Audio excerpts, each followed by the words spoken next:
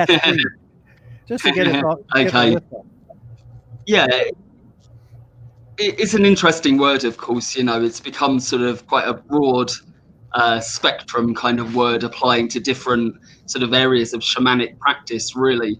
Of course, we can differentiate it really into these two major categories, I would suggest, those with plant medicines and like those journeys without plant medicines.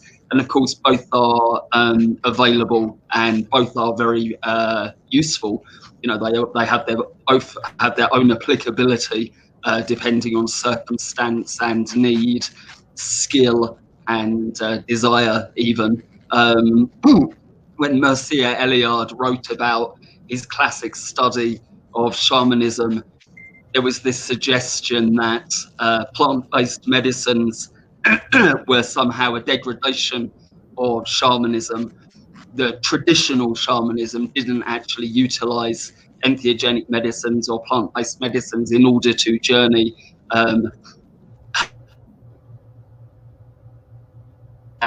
That's been shown to be quite an erroneous view, and that actually humanity has engaged with both plant-based journey work and non-based plant journey work really since day one. The moment we were able to realize that we could go inside and experience other realms, other states and conditions of consciousness, we did that. I mean, we got interested very quickly, and whatever way we could get inside, whether it was by trance or whether it was by, flagellation or fasting or spinning or plants, whatever it was, we took that opportunity, really. So I disagree with Eliade on that level, and I think that actually, again, both are useful. The plant-based medicines, of course, we go very deep. We have very strong experiences, and there's no kind of denying the viscosity and the power of those kinds of experiences. The moment you ingest the medicines, you're kind of taken on a ride. Whereas, of course, if we try and journey, of course, without medicines, it's not usually so powerful or phenomenological, but nonetheless can still be very transformative and very, useful in our own personal journey, can bring us a lot of benefit. And, I think both have value, and we should experience both. To learn that we can do it without plants is very, very powerful, to learn that we have power in and of ourselves, but also to be taken over by the power of the medicines and actually forcibly taken on this inner journey is very good for people of a stubborn mindset or a kind of a hard-heartedness, kind of breaks down those barriers and you have little choice but to go with it.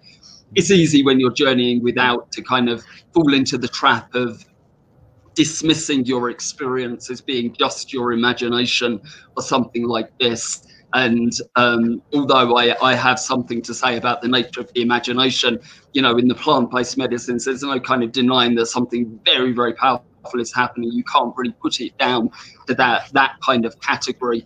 Whereas when you're doing those kind of journeys on your own, it's easy to fall into that kind of belief that maybe you're making it all up or it isn't. It's not real, as it were. Of course, we have to question the nature of reality and what that is when we're discussing these things anyway. I mean, what is reality in any of these realms? When we come to accept that the nature of reality is the nature of consciousness itself, it doesn't necessarily matter what the tool by which we engage that consciousness is, whether it's our own meditative experience or whether it's plants, whatever. So Very cool. I like the idea actually that there is some clarity about non-plant based and plant based, that you can actually create that experience, and that I'd like to dive into that at some point, and that may not be the topic for today, but the idea was to understand that this process of expansion or enlightenment or transformation, whatever it is all about changing state. So however you get there, if you need the plant medicine or want the plant or feel drawn to the plant medicine because it can catapult something, that's awesome.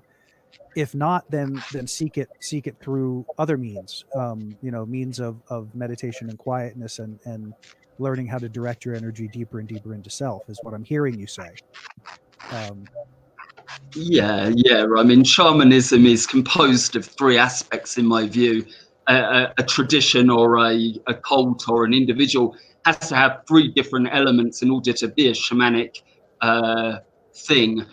The first being altered states of consciousness. If you're not able to enter into altered states of consciousness, or altered states of consciousness are not involved in your work, it's not actually shamanism in my view.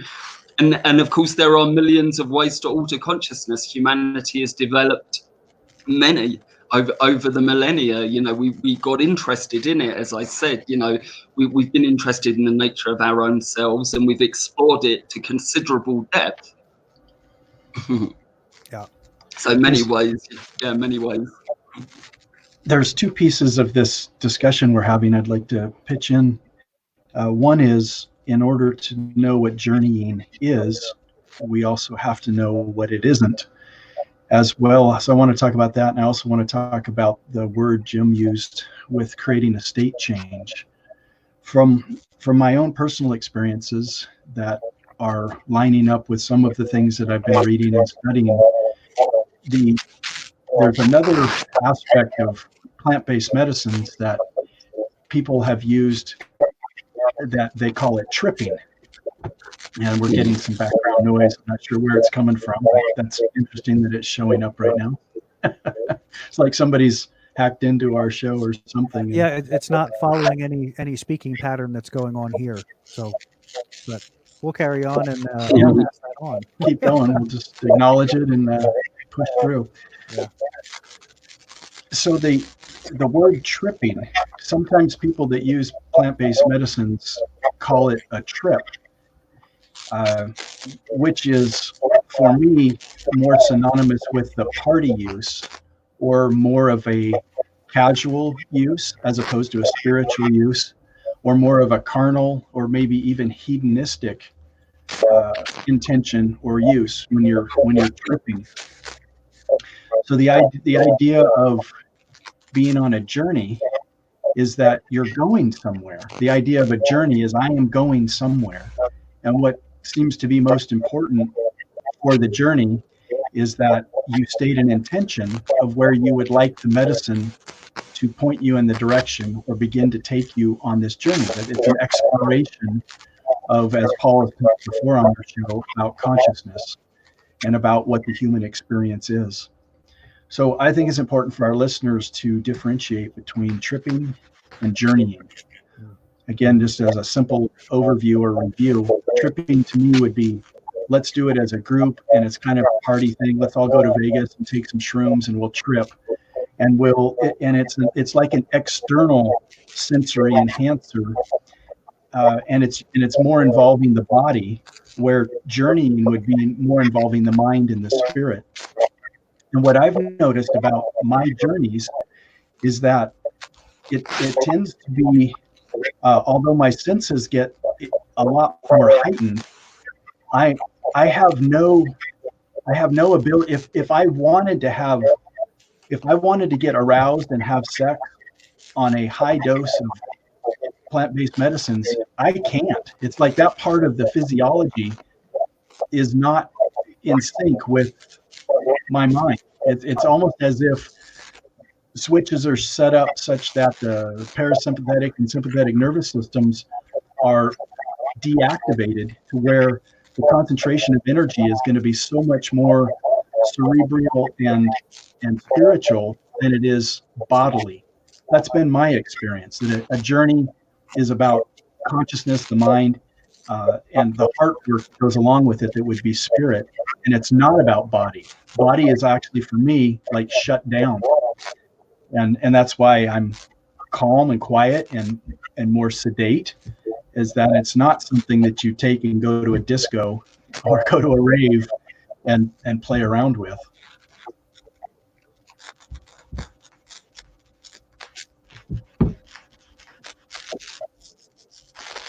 Yeah, that's some good stuff. Paul, any thoughts on that? Yeah, I agree. I mean, unfortunately, we've had lots of different names for these sorts of experiences over the years, haven't we? And how we've moved from psychedelic to entheogenic, and these are interesting movements.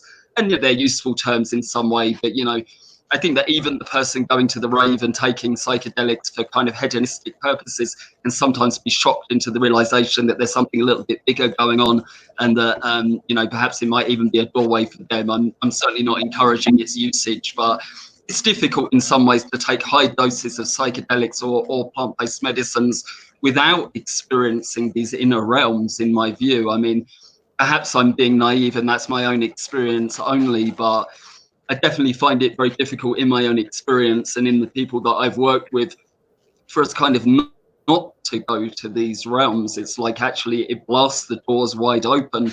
And of course, people do take these things, in hedonistic environments, etc. But I suggest that they're doing it for spiritual reasons ultimately. I think people take spiritual, actually, ultimately, the addiction and things of this nature are really soul loss, and that's what they're looking for. And, perhaps they're finding it on the ecstasy or the LSD, or etc. So, but, it's a question, of course, the journey bit is because do we truly go anywhere?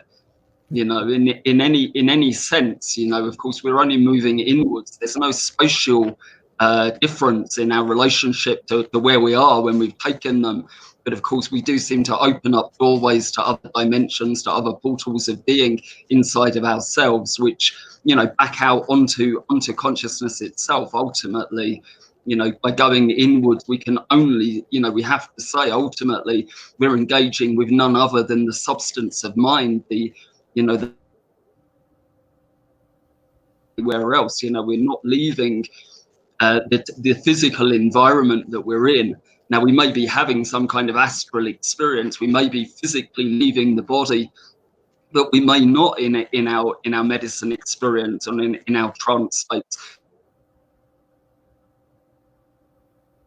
leaving the physical body, but certainly dimensions and doorways opening up within us onto vast vistas of incomprehensible extent. There's extraordinary stuff in there. There's realms, there's beings, there's planets and stars, and of course, from the traditional spiritual perspective, everything that is inside is outside, and everything that is outside is inside,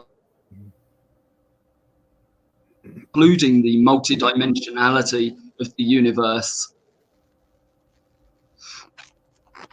So ultimately, the whole idea of journey is about inward travel. We're going to call it travel because that seems to be the lexicon we're in here. But I want to kind of get a grip too on this idea. You used a word did you say altered? Is that the word that you were? I'm trying to remember the word you used when you talked about because we kind of referenced state change, and you used a different word that I was wondering if there's a difference between being altered and being in a state change. If there's some, it was about. Go ahead. Yeah. It's a traditional term. This is Charles Tart. Charles Tart wrote the classic text. Altered States of Consciousness was the title of the book. He was the first one to suggest that term, and it just got used kind of academically to describe state change, basically. That there is a kind of a norm that we exist in from day to day, and then we're able to move around that. William James also, of course, in his classic study, The Varieties of Religious Experience, back in the 1900s, of course, this is exactly what he was describing. Of course, he was using ether and gas to change state, and later mescaline, but the idea was there early that there was a norm, and we were able to move away from that norm into other realms, other ways of being, other ways of perceiving. I find it interesting that when we're using the idea of an altered state, altered generally would mean not normal, right? But what if we actually have it backwards? What if the state that we're in most of the time is the altered version of what actually is? And under the influence of the plant-based medicines, we're getting to see how the universe actually is in that state, where you have so much focus and concentration on consciousness that you're getting to see what truly is. And when we are off or not under the influence of the medicines, we're coming back to, for me now, what's becoming an altered state of consciousness is when I'm not in the space or the influence of the medicine. What do you think, Paul? Yeah, this is Huxley's mind. Yeah, this is Huxley's mind at large. You know, this is brain as the filter of reality, not as the progenitor or generator of reality, but as the filter upon a larger reality that we only make contact with via altered states. I have another one for you, though. I mean, the thing is, firstly, I think we need to, accept the relativity of perception in the sense that actually all realities are valid in and of their own right, but none of them are ultimate reality. They only partake of ultimate reality or have their foundation in ultimate reality. It's like we can't denigrate, or we shouldn't denigrate, in my view, in the way that some of the Eastern mystical traditions have done, the day-to-day reality. I mean, it's as real as those other states, and those other states are as real as this. They're all equal to each other, in my view, because they're all have this basis in the same fundamental energy, in the fundamental matrix of energy, consciousness, and mind. Wisdom consciousness in the Buddhist tradition, or energy and consciousness in the Tantric tradition. This is the fundamental basis of all of it. So they're all both equally real and they're all equally unreal. And I would suggest that it has a lot to do with the neurotransmitters that are acting in the brain in a particular time. I think that when we were younger, both as a species and individually, in the phylogeny kind of mirrors ontogeny, the development of the individual maps and mirrors the development of the species as a whole.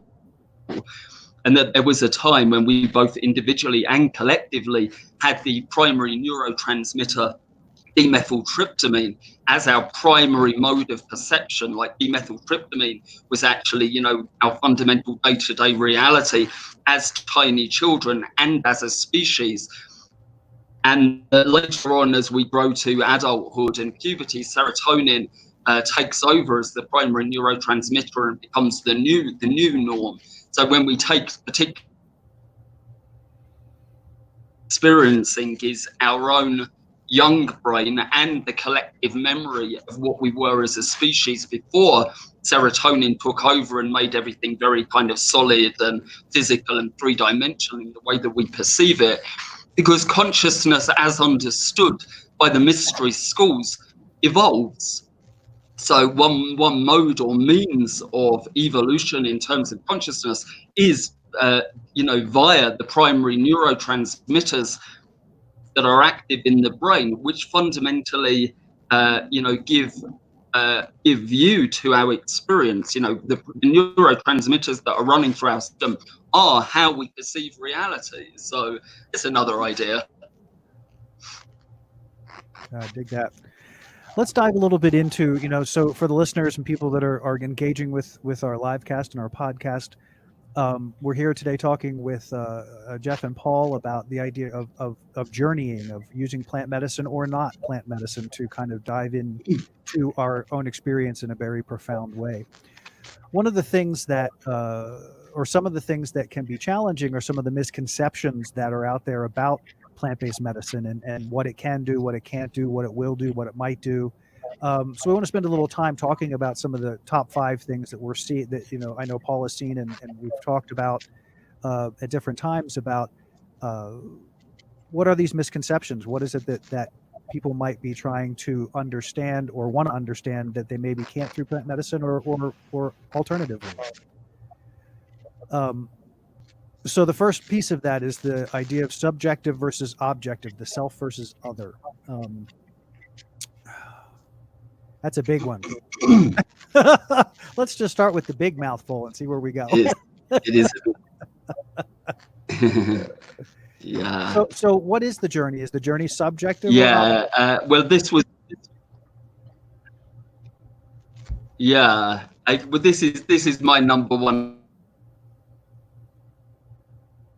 the really big crux of it, and where 99.9% of people who are engaging with this type of work go, in my view, wrong. They've got the wrong end of the stick, and in grasping the wrong end of the stick, they've misunderstood the whole process and many other aspects about the nature of the journey, as well as the nature of reality at large.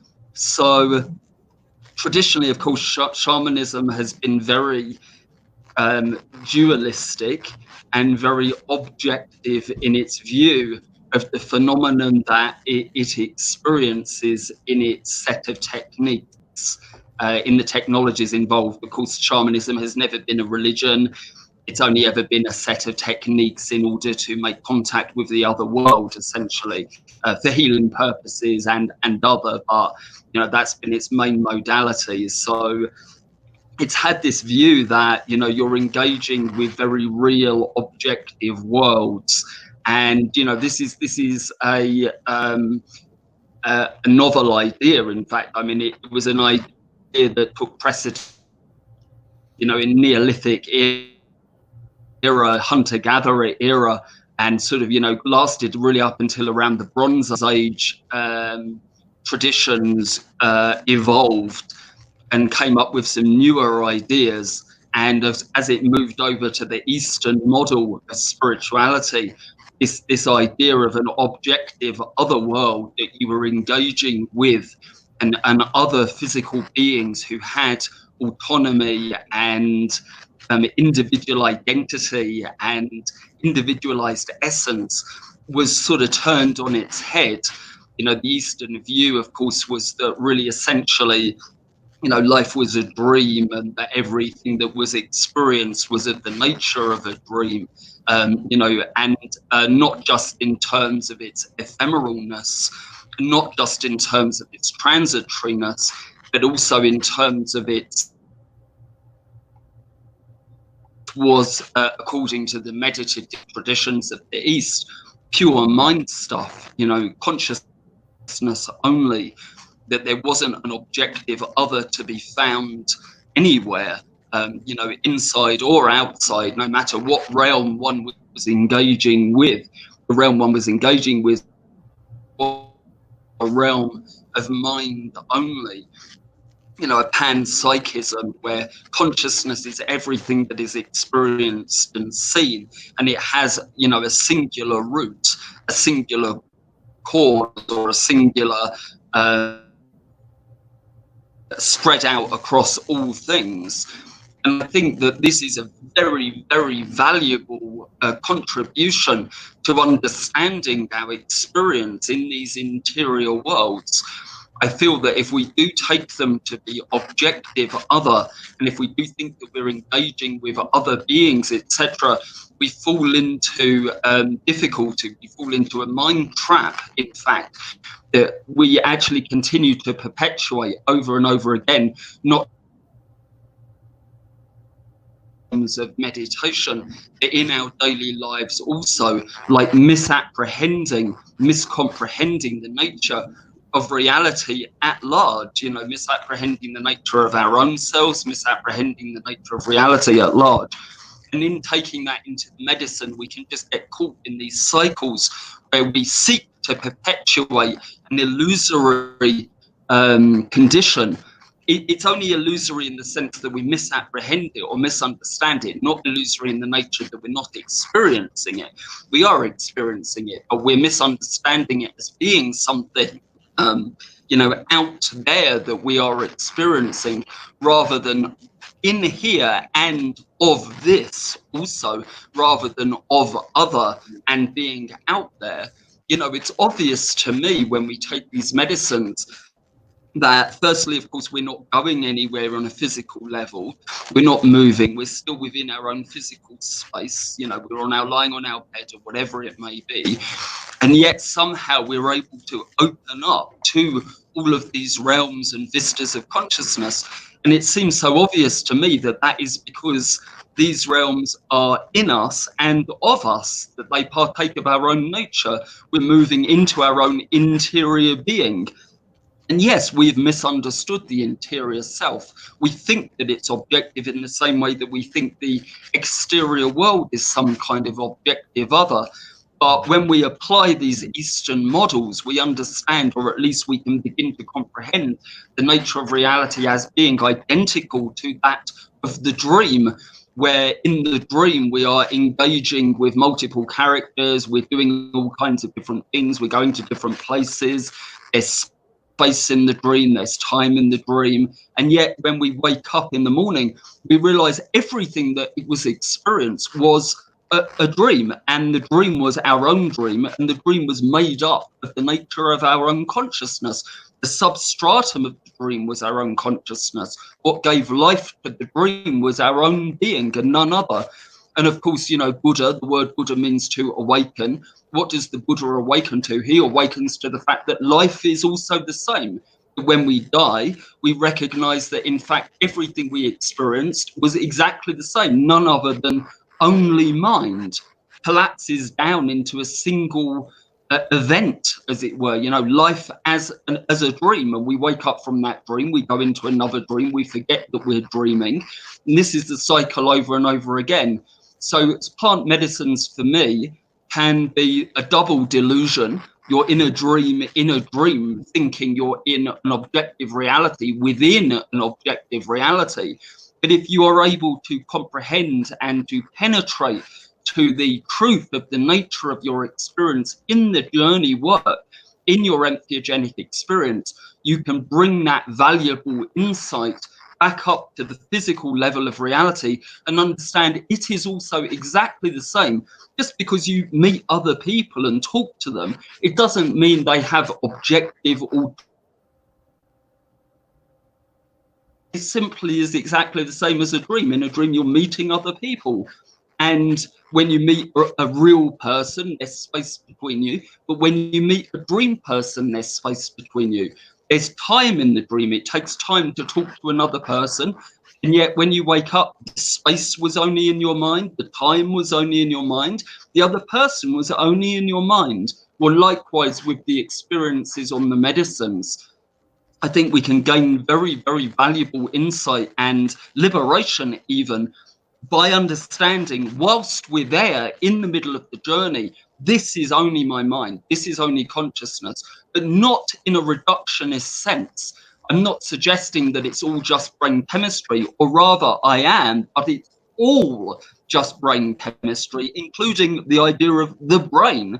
In other words, you know, the physicality of ourself is also included within that dimensional sphere of the dream reality that we're experiencing, and we ourselves lie outside of that somewhere. So this brings an interesting question for me: subjective versus objective. Would it be possible, or do you think it's likely that part of the challenge there is how we are trained in, at least in Western culture? I'm not sure how it happens in other cultures, but the idea that of religion, the idea of God, the idea of everything of usefulness being outside of self, and that in Journey, the point is to reconnect to that spark of God, that aspect of self that is all that is. And so the difficulty is in undoing the training that says you have to look out, not look in. And then even though you start looking in, you still want to objectify what's in, because that's what we're used to doing. Oh, this can't be mine, or this must not be me, or this must be something telling me about something else rather than me. Does that resonate? Does that make sense? To a certain degree. I mean, I think these categories dissolve. I think that the internal external dualism is a false dichotomy, and it dissolves very quickly upon insight and realization. Is, you know, that idea that there is an inside and outside is a kind of a false idea, you know. Love it. All right. I agree. I think that we've been taught, you know, to look outside and to give our power over to others, and to believe that, you know, we have to placate a mad God sitting on a cloud somewhere. So I think that it is important to recall the nature of our interior experience as being our own. In the same way, I believe it's important to recall the psychic phenomenon we experience as our everyday reality back into the idea of back into the idea of self only with a capital S. Okay. Getting to the place of integrating that capital S self. Great. Yeah. Let's move on to the next. So we've got a few more to go. I'm going to ask that we try to keep them condensed because we have a lot of material there, but I want everybody to make sure that they're contributing and saying whatever they want to say about it. Jeff, did you have anything you wanted to add to number 1? Nope. All right, moving on. Conflating medicine with Eastern meditative paths, including shamans as gurus. That one's pretty straightforward. It is. Yeah, I think it's a problem. I think that the movement generally was, as Westerners, so-called, we grew up in the Judeo-Christian religions, or at least with that as a background in our cultural experience, and a kind of a pretty mass rejection of that in the 60s and the 70s, when there was this very big movement over towards the Eastern meditative traditions, some others also, but mainly Buddhism and yoga, and these other traditions became very popular in the West and continue to be very popular. And so that became actually, in terms of the alternative view, the primary model of spirituality that people adopted. Words like karma and enlightenment and meditation and all these kinds of things, that became actually the primary subculture or mode of religious expression. And then there was this movement towards shamanism, and we took that baggage with us, is how I feel about it. We took some of our Judeo-Christian heritage over when we were viewing shamanism and shamanic practice and shamans. We also very much brought over this Eastern view of spirituality and tried to implant it or paste it over shamanic practice. And in my view, it's a grave mistake. They're not the same. So meaning you can be a shaman and not be a guru, and you can be a guru and not be a shaman. Is that? Oh, absolutely. They can be the same, but it's not very common or often. Different modes of expression. They have very different functions. Even the shamanic function and the guru function are not the same in my view. You might get some pretty enlightened so-called shamans, but they're few and far between for the most part. Shamanism is quite it's an old tradition to begin with. It has a lot of baggage with regards to the nature of lots of different things, including attitudes to women, including this sort of inherent dualism, etc. There's lots of things about it that aren't very Eastern meditative at all, and the primary one being really that that shamanism is not and has never been a path to enlightenment or liberation. It never understood those terms. It never really had those terms as part of its lexicon or its methodology or its intention. It wasn't designed to bring you to a state of freedom. It was designed to make connection with the natural world, including the hidden orders of reality, and very much so as objective states and phenomenon, not as mind stuff only, as the Eastern meditative paths would have. And then, of course, the danger is in conflating gurus and shamans is actually it's proved very problematic in terms of the level of abuse that has been acted out on Western women, particularly by lots and lots of different shamans all over the world. Because the truth is, shamans don't have to have any kind of ethical or moral root or ground in order to gain or grow power.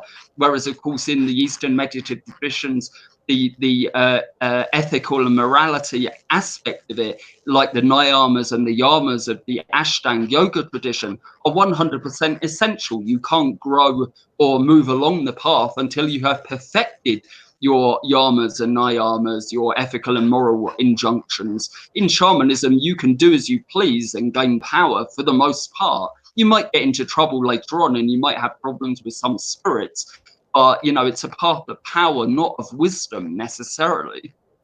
So it would be what keeps going through my head is shaman equals medicine man, guru equals teacher. Would that be fair? Yeah, yeah. I mean, guru. I mean, there's different levels of both of these things. There's different levels of gurus, and there's different levels of shaman. The top level of the guru, the sat guru. The sat guru is the one who really is able to eat your karma and bring you to ultimate liberation through grace. Now, the shamanic function is not that. The shamanic function ultimately on the light side of things is to heal and to bring healing and to awaken powers and abilities and things. And on the darker side, obviously, more nasty things, cursing and killing, etc. But not to have this ability to sort of actually take you by the hand and walk you to the path of freedom. That hasn't really ever been the shamanic purview. Very cool. All right, Jeff, anything there that you'd like to add? No, I'm following along. It's all good. Enjoying it. Number 3, that snake oil salesman. One time cures all. Yeah, I think that's an interesting, pretty straightforward one as well, but very interesting. I know in my own experiences that was something that has come up numerous times where people think they do one and I'm all better forever.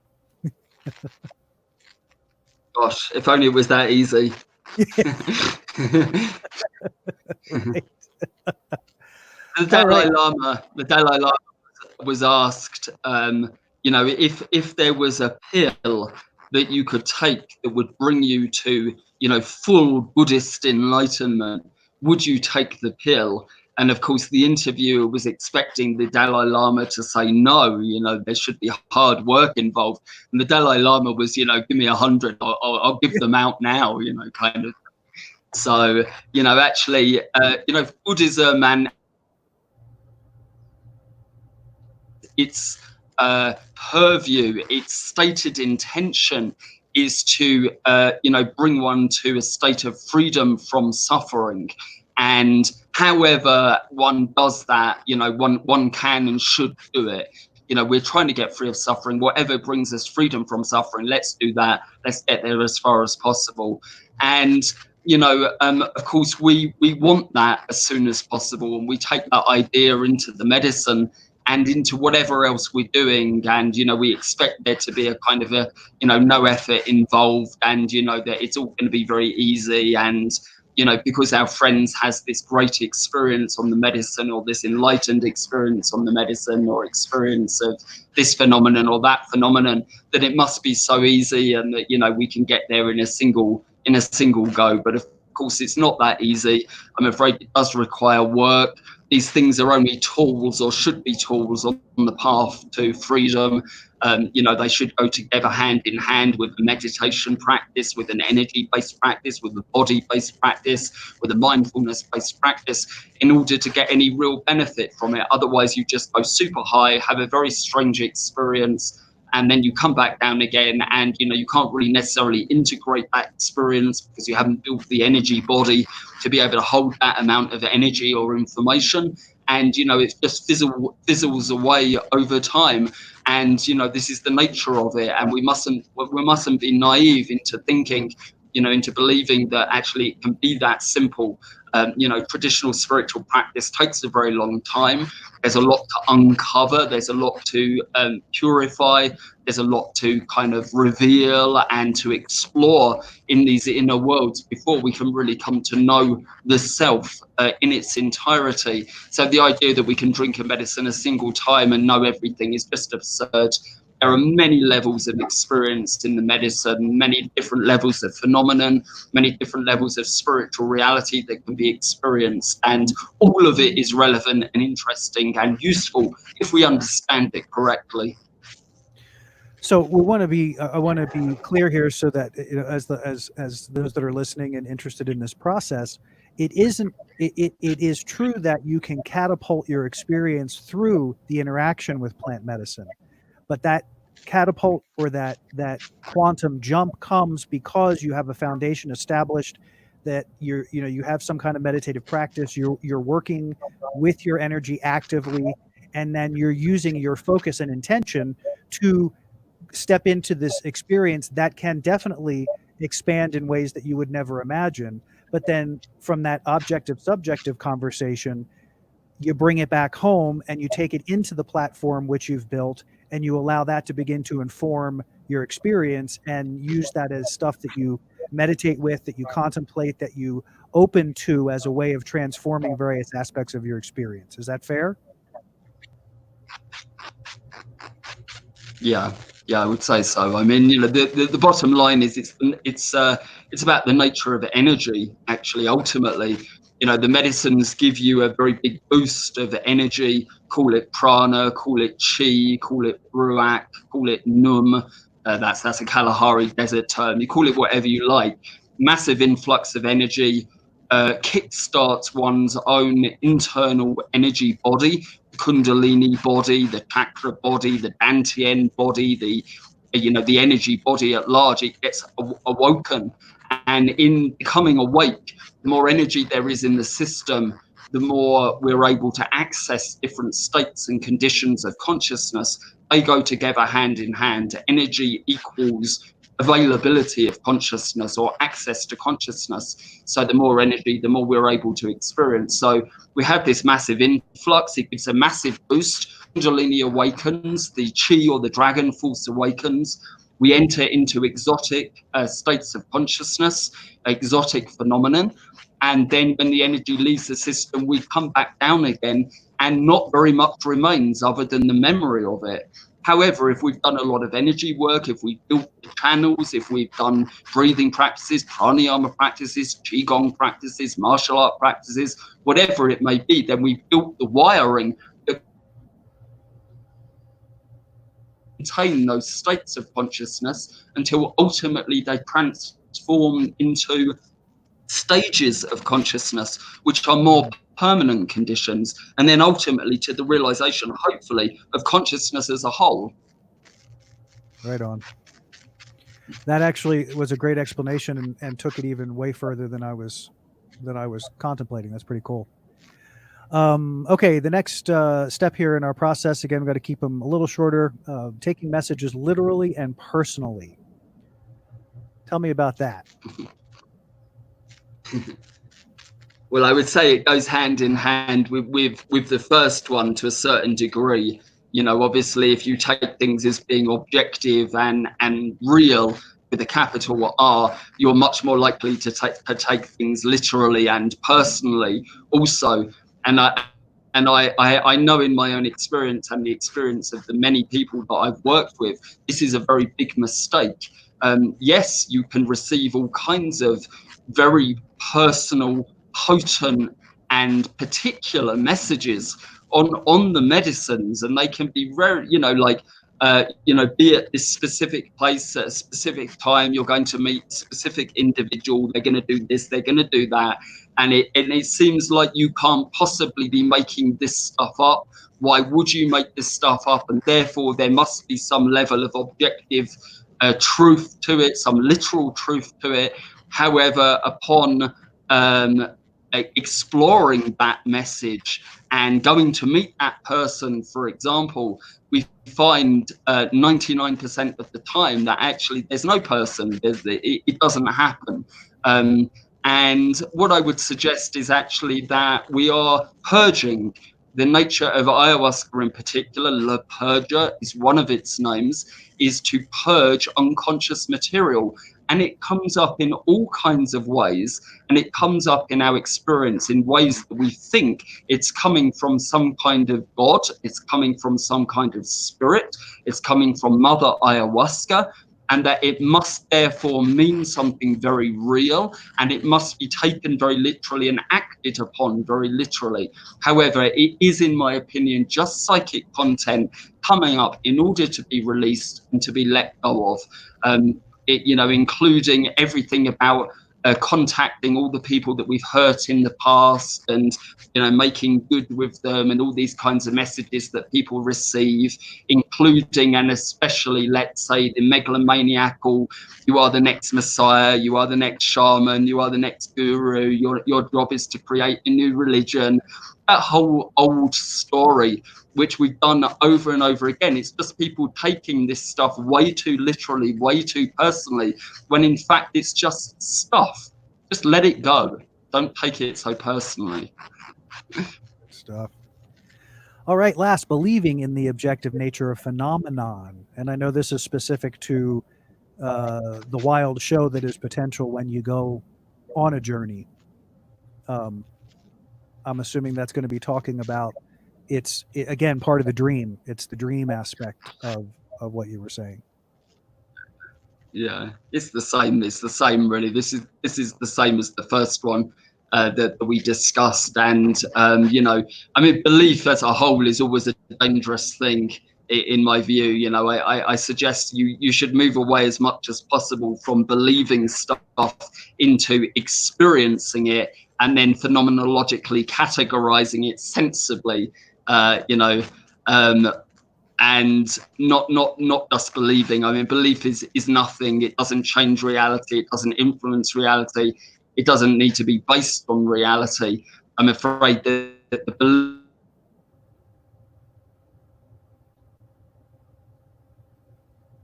religions, in my view, for sure, are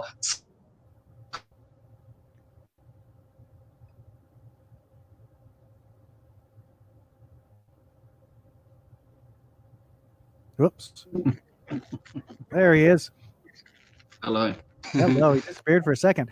All right, we're going to jump ahead a little bit here because we do have one of our viewers has a question. Shirley has a great question, actually, which dovetails into our conversation as we move away from those top 5 things, now getting into understanding what do you do with this stuff when you bring it back? How do you integrate it? And as Shirley says, what are some ways to integrate our journeys into our everyday life? Great question, Shirley, and I think probably all of us have some version of that, but we'll let Paul start with that. We have about 2 or 3 minutes on this, and then we got to bring it to a close. Okay. Hi, Shirley. It's interesting, isn't it? A lot of the material of these journeys, actually, it's very difficult to integrate a lot of it. Particularly, I would say ayahuasca and the DMT realms are quite hard to integrate. We're talking about aliens, we're talking about different dimensions of being that don't necessarily have a lot to do with our everyday lives or our normal condition. And I think that's important to realize, because they're not the same, and they're not necessarily meant to be somehow kind of blended together. I would suggest that actually what we're trying to do and what we need to do is understand the fundamental nature of the experience in the medicine, which, as I've said previous in this conversation, in my view, is consciousness only, mind stuff only, is to bring back that fundamental realization, that one thing only that can change everything. It's not going to be particularly helpful for you anyway to integrate what this alien being told you on the medicine. It's not so helpful. It may have some good advice for you. Maybe you want to listen to it, but maybe you want to be more discriminating and not pay attention to that particularly. And instead, again, just bring back through this primary realization that you had all these interior experiences, that they were of the nature of mind stuff, and to see that in your everyday experience, to look at the phenomenon that you experience on a daily level with the same eyes, with the same understanding. This somehow really changes reality. It somehow changes your fundamental experience to the point where you ultimately become a master of your reality. Of course, in the Indian tradition, there's plenty of stories of grandmasters, being able to levitate and fly and walk through walls and all this kind of thing, because they've understood the nature of reality as being none other like a dream only. So this is the fundamental realization I suggest we want to try and integrate. The rest of the stuff, we can take it or leave it as we like. Don't take any of it too literally. Don't take any of it too personally. Take it very lightly, but with a primary interest in the mechanism behind the generation of these internal realities, or of realities as a whole, wherever they may be. Wow. Shirley, thank you for that amazing question. And Paul, thank you for that amazing answer. I know, Jeff, did you have some question to throw into this particular mix? Well, I can only so far speak from using psilocybin as a plant-based medicine, but I know that each of the journeys that I've had the wonderful opportunity to experience, by setting an intention in advance, I've actually gotten specific answers to specific questions I've had regarding understanding what the universe is, how it works, who I am, what my purpose is here. Even to the extent of all the relationships that I've ever been in, that I could see how they've unfolded. And it's almost like the puzzle. I would describe it as missing puzzle pieces get filled in. There's a greater awareness and understanding of literally how, for me, everything fits together and everything works. So for me, the integration piece of something out of journey back into applying it to your life comes from the journaling that takes place after the journey, or there's times where I'll even have an electronic device that I will get an inspiration and I'll reach over and hit record, and I'll just start talking about what I'm experiencing, knowing I'm going to listen to it afterwards. And fantastically enough, it actually makes sense afterwards, which is really fascinating. So my experience thus far has been, each and every time I've done a journey, there's been something to bring back and to fill in another piece of the puzzle for myself. So I think Paul would be able to talk more about the differences of the types of medicines with regard to, I don't know where the question was coming from, but I think the type of medicine is probably a factor in that. No, I think it's a very valid point, Jeff. I didn't mean to be sort of dismissive of that is available under the influence of journey, both medicine-based or non-medicine-based. There's no doubt, of course, there's all kinds of material one's life. I don't disagree. Primary realization, which is that which I've been speaking about, is not to say that they're not incredibly, but they're not necessarily going to be the final liberating force, in my view, because unless we understand the nature of reality with a capital R and how and where that's being generated from, we're just kind of sorting through the minutiae of our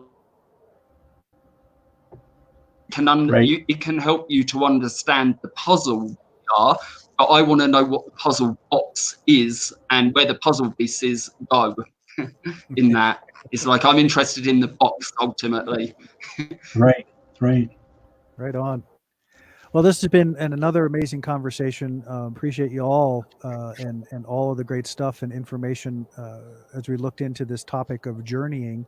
Hope